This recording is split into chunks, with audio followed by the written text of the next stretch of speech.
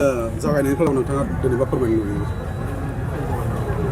गिबियावनो गोजोन फुंबिलिनि बयनिसिमबो गाहाम हामलायनायखौ बावहरदों बर' थुनलाइ आफादनि जानानै। चिरां जिल्लानि बिजनी हालामनि सिङाव थानाय नैबे बरलगाव थेमफाख्रि फोथार बेयाव बर' थुनलाइ आफादनि 65थि बोसोरारि जथुम्माया सानथामनि हाबाफारि एबा 9, 10 आरो 11 साननैया जोबलांबाय। दिनै जोबथा सान एबा गेवलां मेल दङ। बे हाबाफारिया जों नुनायाव खोब मोजाङैनो जालांबाय आरो दासिम जेरैबायदि हाबाफारि जाबाय थादों बर' थुनलाइ आफादनि बे 65थि बोसोरारि जथुम्माया मोनसे गोसोआव लाखिथावना मोनसे जथुम्मा जानानै थासिगोन बेखौ जों मिजिंथिदों। आरो बिनि थाखाय बानजाय आफादा जिहेतु गोबां खस्थ' खालामदों, आङो गिबियावनो बर' थुनलाइ आफादनि जानानै बानजाय आफादखौ साबायखर बावगोन आरो लोगोसे बिजनी हालामनि जेसेबां रायजो राजाफोर दङ बर'जों लोगोसे गुबुन गुबुन हारिसा बिथांमोननोबो साबायखरखौ बावहरदों। आरो बेजों लोगोसे जोंबो बर' थुनलाइ आफादा बोरै हायो जोंनि जेसेबां हाबाफारि लाजानाय बेफोरखौ जोङो जोंनि मोन्दांथियावथ' जों बोरै हायो मोजांखौनो खालामनाय बायदि मोनदों। मोनफ्रोमबो प्रग्रामा माने जोबोद मोजाङै जालांदों। मालाबा समाव 10 मिनिट 15 मिनिट लेट जादों, नाथाय गासैबो हाबाफारिया खोब माने आब्रुथि गोनाङै जालांदों। आरो सेसनमोन गोदान बिबान दानायनि बेलायाव आद्रा थानाय नुनो मोनदों, मा फोरमायगोन बे बेलायाव? नंगौ, मोनसे जारिमिनारि जथुम्माबो बियो। बे बेलायावनो आरो बयबो गोसो गुदुङै आसामाव थानाय गासैबो जिल्लाफोरनिफ्राय जेरावनाखि बर' फिसाफोर दङ बाहागो लाफैदों। थान्दै महरै नेपालनिफ्राय बाहागो लाफैदों, सोनाब बंगनिफ्राय बाहागो लाफैदों, गोदान दिल्लीनिफ्राय बाहागो लाफैदों, मेघालयनिफ्राय बाहागो लाफैदों। आरो जोङो बेबायदिनो फ्राय 2000नि बांसिन थान्दैखौ लानानै जोंनि जेनोखि बर' थुनलाइ आफादनि थान्दै जथुमखौ जोङो साननै खालामदों। जोबथा जि थान्दै जथुम एबा मैया 10 जानुवारिनि मोनाबिलि समाव जोंहा माखासे गोनां आयदानि सायाव जों सावरायदों। जोंनि हारिनि राव थुनलाइ, जोंनि बिजोंनि जेंना बेफोरखौ लानानै जों सावरायदों। आरो बेजों लोगोसेनो जोङो थुनलाइजों लोब्बा गैयै माखासे जायफोरनाखि इसुफ्रा जोंनि हारिनि इयुन जोलैजों लोब्बा दङ, जेरै जोङो मोनद' हारिनो ST होनो नागिरनाय आसाम सरकारनिफ्राय, आरो बेजों लोगोसे माने हा-हु होनो नागिरनाय, बेफोरनि सायाव जों बिराद गोथौ आरो गुवारै सावरायनानै जों माखासे गोनांथार थांखि लानाय जायो। आरो बेनि गेजेराव बेखौ जों दिनै नोंथांमोननो बुंगोन जे बे मोनद' हारिनो खुनु पयटे ST होनो मोना। सोरबाया बुंनो हागौ जे माने खहा जायालासिनो होनांगौ, जों बावबो गैया। होनो मोना नालाय होनो मोना, जोंना बे स्पष्ट खोथा। आरो बेजों लोगोसे दिनै आसामाव जों नुदों, आसामाव बिथांमोना आसाम सरकारा मानजाथाव डक्टर हिमन्त बिश्व शर्मानि दैदेननायाव जायफोरनाखि सरकारि हायाव हाबनानै दं इन्डिजिनासनि बादै बिसोरखौ होखारबाय थादों। बे एखे लाइनावनो जोंनावबो BTC आव होखारनांगौसो। आरो बिनि थाखाय जोङो सोरनावबा सोङालासिनो सरकारा हारसिं मावनायखौ जों लुबैयाखै।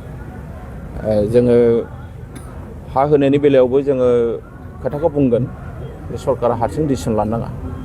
मानोना हाया बहुत गिदिर बाथ्रा। दिनैनि दिनाव हानिफ्रायनो गोबां जेंना फैदों।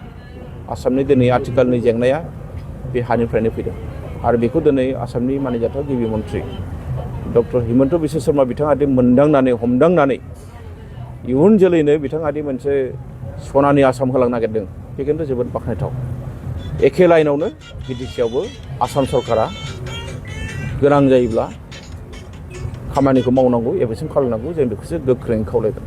आरो बेनि लोगोसे जोंहा BTC सरकारनिफ्राय गोदानै जि मोनसे स्कुल प्रभिन्सियेलाइजेसननि जि मोनसे आयेन बानायदों, बेवहाय जों नुदों जे बे आयेनखौ जुदि बाहायोब्ला माखासे बिथिङाव मुलाम्फा दं आरो माखासे बिथिङाव खहा दङ।